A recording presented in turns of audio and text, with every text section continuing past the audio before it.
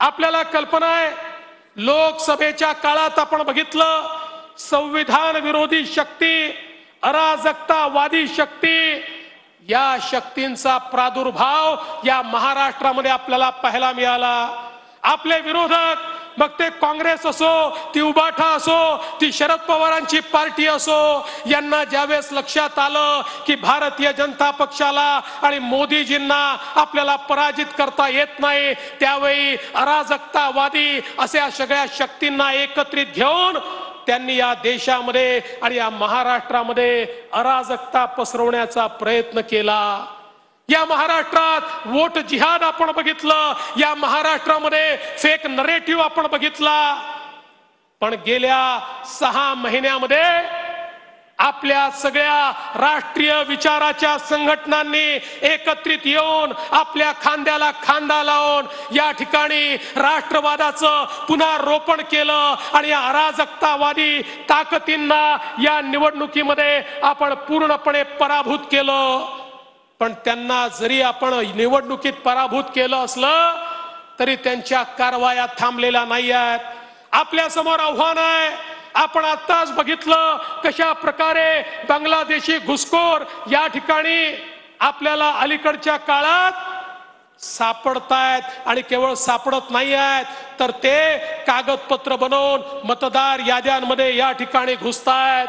आमच्या किरीट भाईंनी परवा त्या ठिकाणी मालेगावचं उदाहरण दिलं, ज्या मालेगावमध्ये शेकडो नवीन जन्म प्रमाणपत्र अचानकपणे हजारो लोकांना त्या ठिकाणी मिळाले। मालेगाव असेल, इकडे अमरावतीचं अंजनगाव असेल, अचानक त्या ठिकाणी एकेका गावामध्ये 100 लोकांना जन्माचं प्रमाणपत्र मिळत आहे। 50 वर्षाचे 60 वर्षाचे लोक अचानक आपल्या जन्माचं प्रमाणपत्र काढतायत। वोट जिहादचा पाठ तू सुरू झालेला आहे। हे सगळे घुसखोर आहेत। या घुसखोरांना बाहेर काढण्याचं आव्हान हे आता आपल्या समोर आहे। या देशामध्ये एकही घुसखोर या महाराष्ट्रामध्ये आपल्याला त्या ठिकाणी राहू देता कामा नये।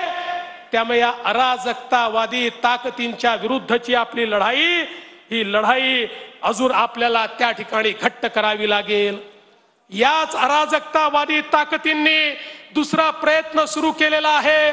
या महाराष्ट्रातली सामाजिक वीण ही कशी त्या ठिकाणी खराब होईल, या महाराष्ट्रामध्ये जातीमध्ये पंथांमध्ये द्वेष भावना, त्यांच्यामध्ये विद्वेष, त्यांच्यामध्ये मोठ्या प्रमाणात दुफळी कशी माजेल, असा देखील प्रयत्न हा मोठ्या प्रमाणात होतोय।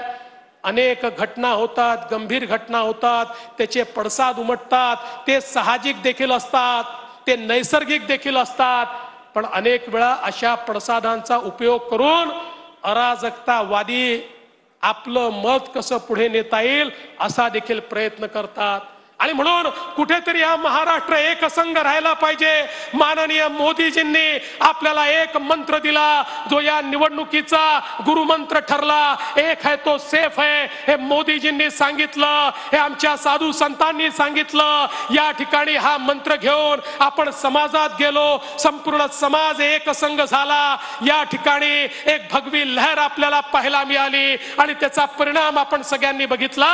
पुन्हा एकदा समाजामध्ये फळी माजवण्याचा जो प्रयत्न आहे, तो प्रयत्न आपल्याला हाणून पाडावा लागेल आणि सगळ्या समाजाला सोबत घेऊन आपल्याला पुढे जायचं आहे। कारण आपण वर्षानुवर्ष सांगतोय, पथका अंतिम लक्ष्य नहीं है, सिंहासन चढ़ते जाना, सब समाज को लिए साथ में आगे है बढ़ते जाना, हा मंत्र घेऊन आपल्याला पुढे जायचं आहे। आणि म्हणून अराजकतावादी या ज्या सगळ्या ताकदी आहेत, या ताकदींच्या विरुद्धची लढाई आपली संपणार नाही आहे।